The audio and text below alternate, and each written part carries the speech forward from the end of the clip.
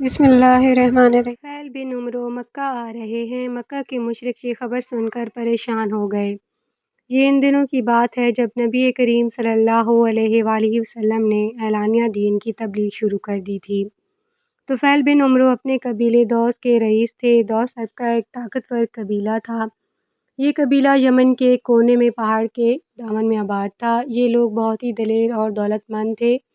اپنی آبادی کے گرد انواع میں انہوں نے ایک حفاظتی بند بھی تعمیر کر رکھا تھا۔ اسی طرح ارد گرد کے علاقوں میں ان کی خوب ٹھاک بیٹھی ہوئی تھی۔ طفیل بن عمرو دوسی ایک شاعر بھی تھے، حیثیت والے شخص تھے۔ اس کے ساتھ ساتھ ان میں سوجھ بوجھ بھی بہت تھی۔ دوسرے بڑے لوگ ان سے مشورہ لیا کرتے تھے۔ ان تمام باتوں کی وجہ سے قبیلہ دوس میں ان کی بہت عزت تھی۔ یہی وجہ تھی کہ مکہ کے مشرک ان کی آمد کی خبر سن کر پریشان ہو گئے۔ انہیں یہ خوف محسوس ہوا کہ کہیں طفیل بن عمرو محمد صلی اللہ علیہ وآلہ وسلم کی دعوت کا اثر نہ لے لیں۔ اگر وہ کہیں مسلمان ہو گئے تو ان کی وجہ سے مسلمان طاقتور ہو جائیں گے۔ یہ بھی مکہ کے مشرکین کی پریشانی کی وجہ تھی۔ چنانچہ وہ سر جوڑ کر بیٹھ گئے اور اس مسئلے پر غور کرنے لگے۔ آخر طے کیا کہ طفیل بن عمرو کا پرجوش انداز میں استقبال کیا جائے، ان کی خوب خاطر تواضع کی جائے، اس میں کوئی کسر اٹھا نہ رکھی جائے۔ ساتھ ہی انہیں محمد صلی اللہ علیہ وآلہ وسلم کے بارے میں خوب بھڑکایا جائے، اتنا ورگلا دیا جائے کہ وہ آپ صلی اللہ علیہ وآلہ وسلم سے متنفر ہو جائیں اور آپ صلی اللہ علیہ وآلہ وسلم کی کسی بات پر بھی کان نہ دھریں۔ سب نے اس رائے سے اتفاق کیا۔ چنانچہ جو ہی طفیل مکہ میں آئے، مشرکین نے ان کا زوردار استقبال کیا، انہیں ہاتھوں ہاتھ لیا، پھر نبی اکرم صلی اللہ علیہ وآلہ وسلم کے بارے میں ان کے خوب کان بھرے۔ خود بعد میں طفیل بن عمرو نے بتایا کہ قریش کا جو آدمی بھی مجھے ملتا تھا وہ یہی کہتا تھا، تم ہمارے مہمان ہو، یہاں کے مقامی حالات سے ناواقف ہو۔ ہم خیر خواہی کے لیے بتائے دیتے ہیں کہ ہمارے قبیلے کے ایک شخص محمد بن عبداللہ صلی اللہ علیہ وآلہ وسلم نے کچھ مدت سے ہمیں چکر میں ڈال رکھا ہے۔ اس نے ہم میں بے چینی اور الجھنیں پیدا کر دی ہیں، ہمارے سب کام گڑبڑ کر دیے ہیں۔ اس کی باتیں جادو کا اثر رکھتی ہیں۔ وہ اپنی زبان کی طاقت سے کام لے کر میاں بیوی، باپ بیٹے اور بھائی بھائی میں تفرقہ ڈال دیتا ہے۔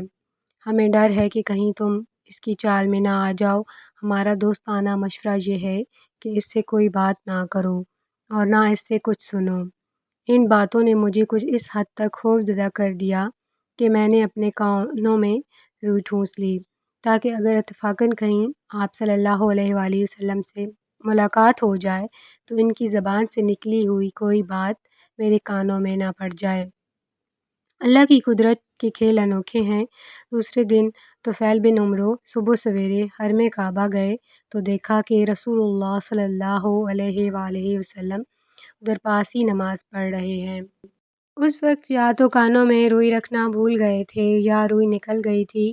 نبی اکرم صلی اللہ علیہ وآلہ وسلم جو آیات تلاوت کر رہے تھے وہ ان کے کانوں میں پڑ گئیں۔ اللہ کا کلام تھا اور نبی کریم صلی اللہ علیہ وآلہ وسلم کی زبان مبارک سے نکلا تھا، اثر لیے بغیر نہ رہ سکے۔ انہیں یوں محسوس ہوا جیسے ان کے دل و دماغ میں ٹھنڈک دوڑ گئی ہو۔ انہوں نے دل میں کہا، او طفیل، تو کتنا ناسمجھ ہے، قریش کے چکر میں آ گیا، کیا تجھ میں عقل نہیں ہے؟ اللہ نے تجھے شعر و شاعری کی صلاحیت عطا کی ہے، تو خود دوسرے کے کلام کی خوبی یا عیب کو پرکھ سکتا ہے، پھر کیا مشکل اور الجھن ہے کہ تو خود فیصلہ نہ کر سکے؟ ان سے مل کر معلوم تو کر وہ کیا کہتے ہیں، اگر ان کی بات قبول کرنے کے قابل ہے تو مان لے، ورنہ کوئی زبردستی تو نہیں۔ نبی کریم صلی اللہ علیہ وآلہ وسلم نماز سے فارغ ہوئے اور حرم سے نکل کر چل پڑے۔ طفیل بھی پیچھے پیچھے ہو لیے۔ جب آپ رہائش گاہ پر پہنچے تو طفیل اچانک سامنے آ گئے اور بولے، اے صاحب، آپ کی قوم نے مجھ سے آپ کی ذات اور آپ کی دعوت کے بارے میں یہ باتیں کیں۔ ان کی باتوں کا اثر اتنا ہوا کہ میں نے کانوں میں روئی ٹھونس لی تاکہ آپ کی آواز نہ سن سکوں، لیکن ابھی کچھ دیر پہلے حرم میں اللہ نے مجھے آپ کی آواز سنا دی۔ آپ جو کچھ پڑھ رہے تھے وہ مجھے بہت اچھا معلوم ہوا ہے۔ میں چاہتا ہوں آپ ذرا مجھے تفصیل سے بتائیں، آپ کیا کہتے ہیں؟ نبی اکرم صلی اللہ علیہ وآلہ وسلم نے ان کے سامنے اسلام کی خوبیاں بیان فرمائیں، قرآن کا کچھ حصہ پڑھ کر سنایا۔ یہ شیریں کلام سن کر طفیل بن عمرو پر وجد کی حالت طاری ہو گئی۔ شاعر تھے، کلام کو سمجھتے تھے، لیکن یہ کلام ایسا تھا کہ پہلے کبھی اس جیسا سنا نہیں تھا۔ بے اختیار پکار اٹھے، اللہ کی قسم، میں نے آج تک نہ اس سے بہتر کلام سنا، نہ آپ کی باتوں سے بڑھ کر کوئی حکمت پر بات سنی ہے۔ میں گواہی دیتا ہوں کہ آپ اللہ کے سچے رسول ہیں اور آپ کی دعوت مجھے دل و جان سے قبول ہے۔ اس طرح حضرت طفیل بن عمرو رضی اللہ تعالیٰ عنہ اچانک اسلام کی دولت سے مالا مال ہو گئے۔ قریش کی ساری تدبیریں دھری کی دھری رہ گئیں۔